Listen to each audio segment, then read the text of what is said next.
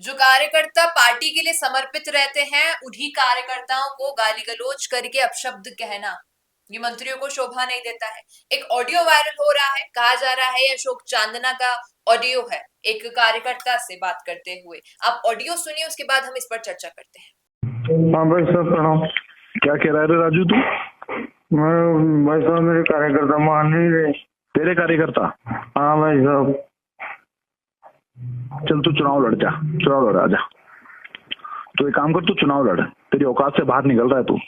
तेरे लिए इतनी बार पंचायत समिति में और इसमें मैंने लड़ाई लड़ी, आज तू तेरी औकात बता रहा है। तू 2 कौड़ी का साले, और तू अब चुनाव लड़ना, नहीं लड़ा ना तो तेरी एसटीसी कर दूंगा, ध्यान रख लेना। तू चुनाव लड़ा। भाई साहब तेरे कार्यकर्ता, तेरी ऐसी की तैसी तेरे कार्यकर्ता बकवास कर रहा है मेरे सामने यहाँ पर। अब तो राजू चुनाव लड़ना, अगर नहीं लड़ा ना तो साले में बाप के औलाद नहीं होगा, ध्यान रखना।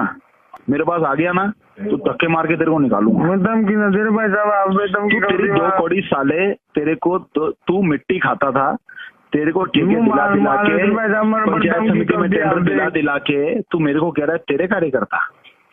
तू चुनाव लड़, अब टिकट तेरे को नहीं दे रहा हूँ, तू तेरे कार्यकर्ता को बोल भी निर्दल लड़ रहा हूँ और तू लड़ साले।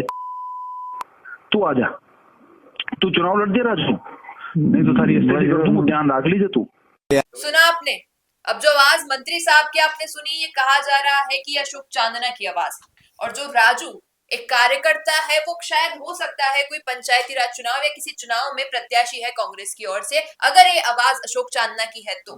अब आपने सुना क्या कुछ कहा मंत्री साहब ने? उन्होंने कहा कि तेरी औकात नहीं है ये सब करने की, तेरे कार्यकर्ता कब से हो गए, मैं तुझे ठेके दिलवाता हूँ, मैं तुझे पार्टी की टिकट दिलवाता हूँ, और अब तू मुझसे ही ऐसी गद्दारी कर रहा है तो आगे देख लेना, तुझे टिकट नहीं दूंगा, अब तू निर्दलीय बनकर चुनाव लड़। अब सारी बात जो समझ आती है इस ऑडियो से, और अगर वास्तविकता है ये, क्योंकि पुष्टि नहीं है कि शायद उन्हीं की आवाज है, लेकिन जहां तक सोशल मीडिया पर आ रहा है कि भाई आवाज अशोक चांदना की है। सोचने वाली बात है कि एक मंत्री जो इतने बड़े पद पर है, इतनी बड़ी पार्टी से है, वो किसी कार्यकर्ता से ऐसी तुच्छ चोटी बातें कर रहा है तो उसे शोभा नहीं देता है। दूसरी बात ये कि कोई व्यक्ति अगर आपकी पार्टी से खुश नहीं है, रजामंद नहीं है, तो अगर वो निर्दलीय बन रहा है तो आप उसके साथ ऐसा व्यवहार कर रहे हैं। काफी सारी चीजें इन दिनों अंता के उपचुनाव में भी दिखी, राजनीति के समीकरण बदले। सोनिया, आपसे पूछना चाहूंगी, क्या कहना है आपका इस स्टेटमेंट को सुनने के बाद? इसकी तो बात अलग ही है, क्योंकि आपने खुद ने स्टार्टिंग में बोल दिया कि इसकी पुष्टि नहीं करते हैं, न जाने वो है भी या नहीं, बट आवाज से बहुत ऐसा लग रहा है कि अशोक चांदना है। और अशोक चांदना किस तरीके की लैंग्वेज में बात करते हैं ये तो आपने देखा है, वो बोलते ही थोड़ा ऐसा तगड़े टाइप है, तो इसमें कोई शक नहीं है कि वो माइक पे ऐसे बोल देते हैं यार। हम तो शायद इसमें ऑडियो की बात कर रही है अंकिता, हमने माइक में देखा उन्होंने कैसे कहा कि विधानसभा में नहीं, तुझे तो हॉस्पिटल में होना चाहिए। और कभी उसके पास जा रहा है, कभी किरोड़ी के पास जा रहा है, कभी हरीश मीणा के पास जा रहा है, तो वो तो बोलते हैं, वो बोलते तगड़ा ही है शुरू से, इसमें कोई शक नहीं है। पर अंकिता, आज हमें इस ऑडियो के साथ साथ इस पर भी बात कर लेनी चाहिए कि अशोक चांदना और सचिन पायलट का रिश्ता, कहाँ सब लोग कहते थे कि बनती नहीं है, ये तो बहुत ही मामला खराब है, क्योंकि अशोक चांदना बहुत कट्टर अशोक गहलोती प्रेमी है, कट्टर प्रेमी।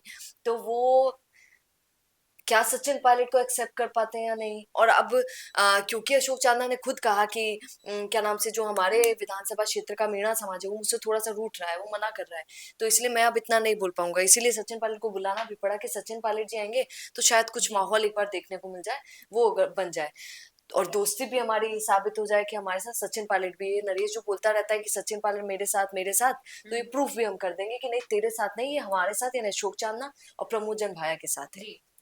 तो वहां पर हमने देखा कि मैं वो कल बहुत सारी वीडियोस वायरल हो रही थी, तुमने भी देखा होगा कि कैसे प्रमोजन भाई इधर है, सचिन पायलट इधर और अशोक चांदना इधर है, और फूलों की वर्षा उन पर हो रही है सचिन पायलट पर, और अशोक चांदना जी कर रहे हैं कहीं गलती से फूल ना हमारे सचिन पायलट को लग जाए और चोट ना लग जाए। इतना प्रेम, वो प्रेम वो खुद को नहीं बचा रहे, बल्कि फूल उनके ऊपर भी आ रहे हैं। श्री मेवाड़ हेलीकॉप्टर मानसरोवर जयपुर लेकर आया है आपके लिए बहुत बड़ा उपहार।